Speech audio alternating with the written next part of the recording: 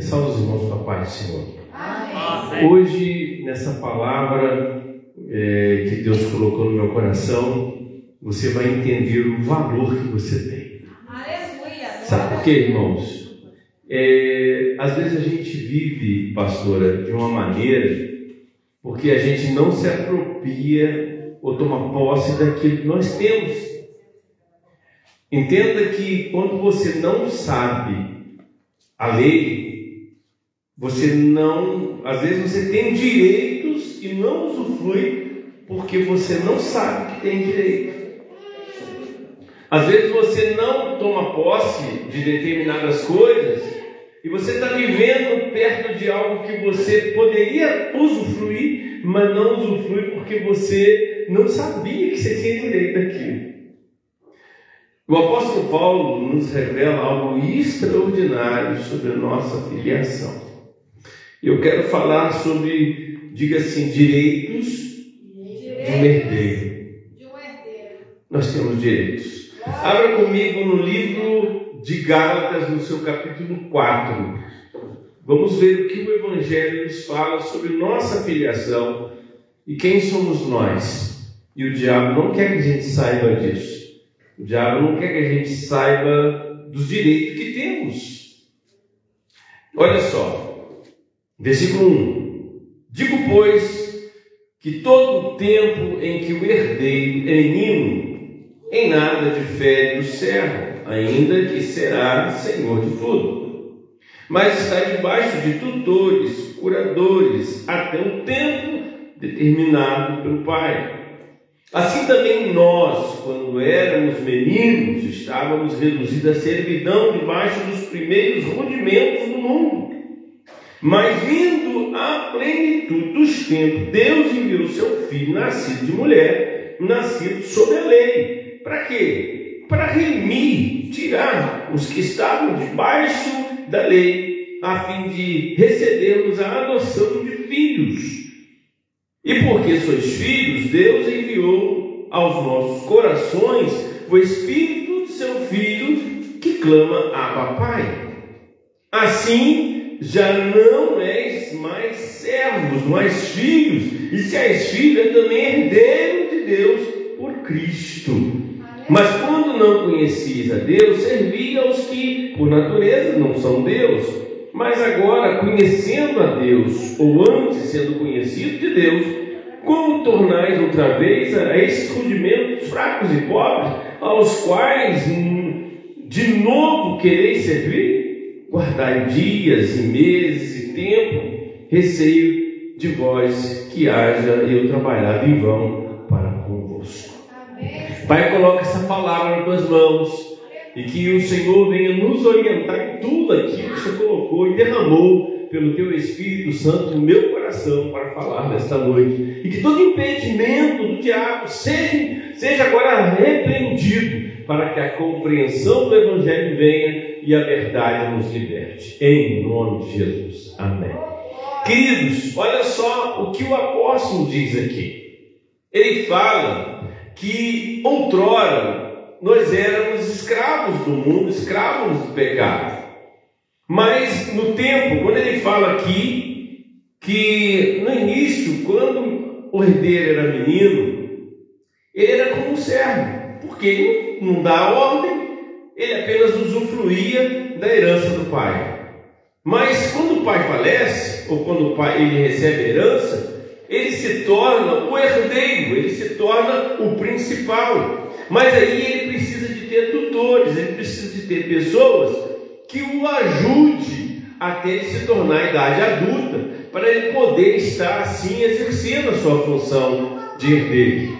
Mas olha só o que ele diz aqui, e eu quero dizer, ele fala assim, mas quando houve a plenitude do tempo, o que é isso?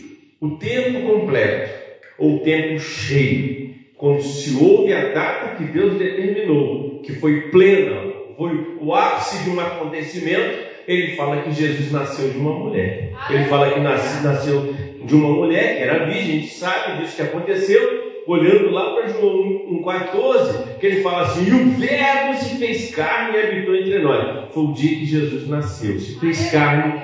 Então ele fala assim, que ele nasce debaixo do sistema religioso da lei. Mas para quê?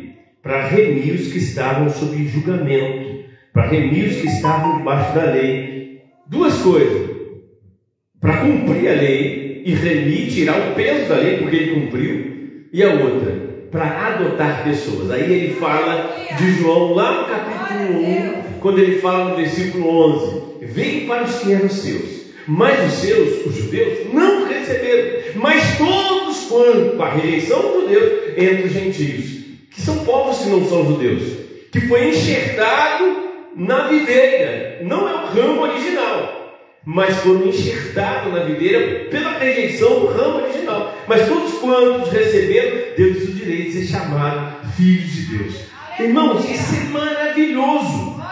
Mas olhando, e eu quero dizer aos irmãos, olhando na lei do Brasil, olhando no entendimento da lei brasileira, olha o que esse texto expressa. Pastor, eu fiquei maravilhado quando eu estudava na lei do direito, estudando essa tarde sobre isso. Eu estava lendo sobre o que a Constituição do Brasil determina sobre a adoção e como Israel vê a adoção. O sistema de direito do Brasil é diferente do sistema de Israel. Mas olha só o que é lindo, porque em Israel o sistema de direito para a pessoa ser adotada, ela pode ser adotada, mas primeiro a família que adota tem que conhecer a origem da família daquele filho, se é judeu. Mas se ele não é judeu, pode também ser adotado, mas ele vai ter que se passar por todos os rituais que um filho de um judeu passa, né? Circuncisão, quando chega no 8º ano da Mara. Então eles têm que ter esse processo, mas é aceito, e ele passa a ter todos os direitos. Só que em Israel, o direito civil, o proprietário, ele não tem essa questão igual nossa de casa, de herança.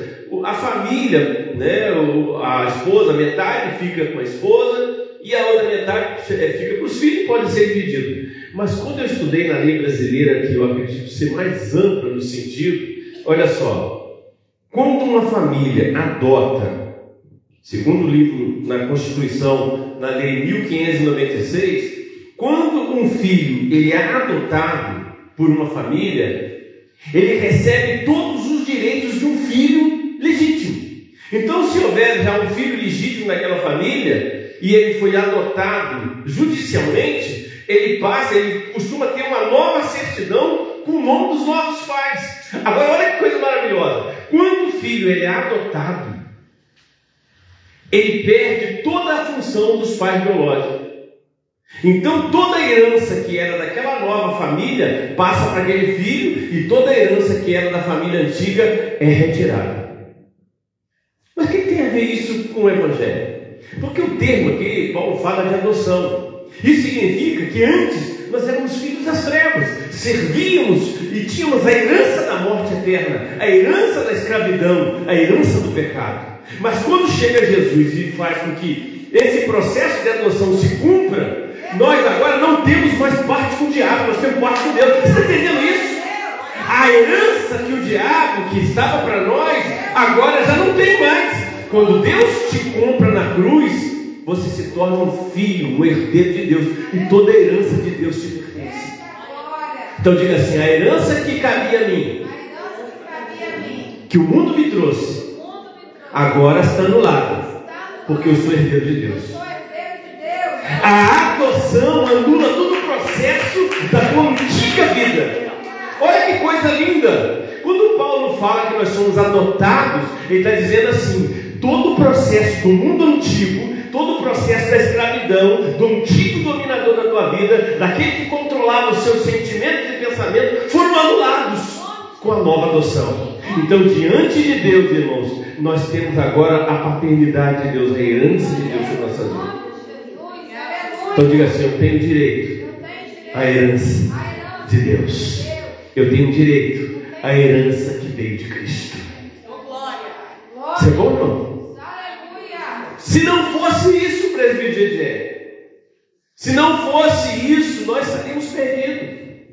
O nosso destino estava traçado para a perdição. Por quê? Nossa paternidade, a nossa herança era para condenação. Mas quando Jesus surge na nossa história, ele muda a paternidade. Então, quando alguém me adota, eu me torno filho.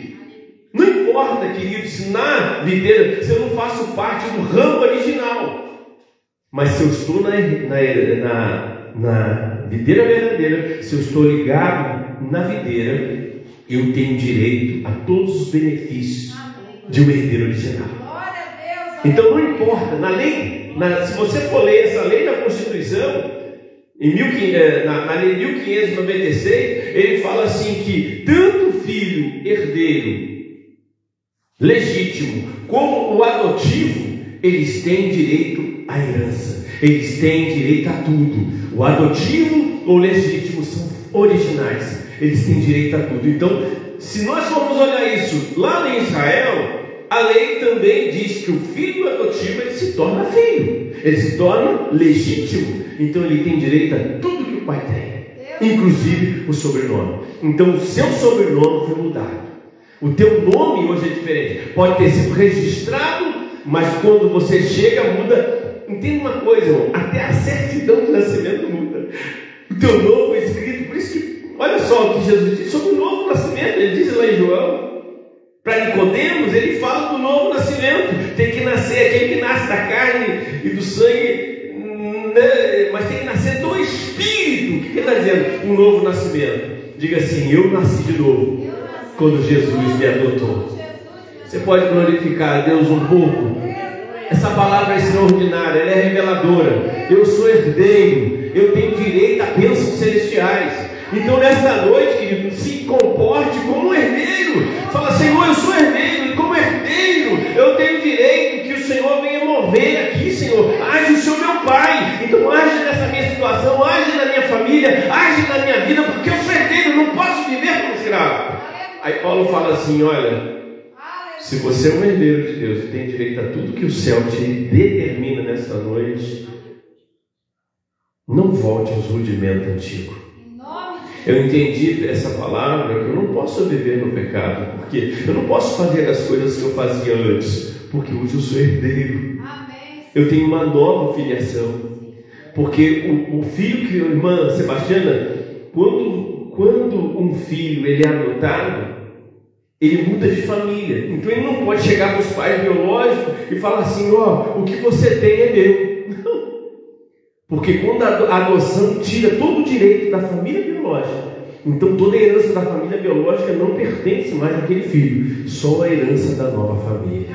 E eu e você pertencemos à nova família. Quando você aceitou Jesus, o papel da adoção saiu, e uma nova certidão, um novo nome, um novo destino. Aquele que ia para o inferno é rasgado e vai para o céu. Aquele que era para ser desgraçado recebe a graça. Aquele que estava cortado das bênçãos de Deus agora recebe todas as bênçãos. Aquele que não tinha acesso a Deus agora tem acesso. Que coisa linda! Que coisa linda! Você é lindo porque você é herdeiro. Aleluia, você é precioso.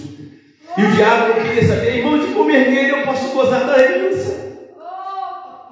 Como herdeiro eu posso desfrutar das bênçãos da intimidade. Aí ele fala assim: sabe qual a maior herança, irmã Débora? Ele fala depois: porque se sois filhos, Deus enviou aos nossos corações o Espírito do seu Filho. Diga assim: em mim habita o Espírito Santo. Você pode dizer isso? Em mim habita o Espírito Santo. Feche seus olhos e fala assim: Espírito Santo, seja bem-vindo à minha vida. Espírito Santo, seja bem-vindo à minha casa. Espírito Santo, seja bem-vindo às minhas emoções. Espírito Santo, seja bem-vindo aos meus sentimentos. Espírito Santo, seja bem-vindo à minha mente. Seja bem-vindo à minha casa, meus filhos, às minhas noras. Seja bem-vindo à minha família, Espírito Santo. Seja bem-vindo. Eu quero que você fale o sobrenome da sua família. Seja bem-vindo à família Cardoso, Senhor. Seja bem-vindo à família Breves. Seja bem-vindo à família Silva. Seja bem-vindo, Senhor. Você pode glorificar a Deus por esse irmão. Glória a Deus. Aleluia. E uma vez você tendo direito Todos aqueles que pertencem a Deus. Olha só como é que Israel fala sobre a lei. Estava estudando a lei sobre a adoção em Israel.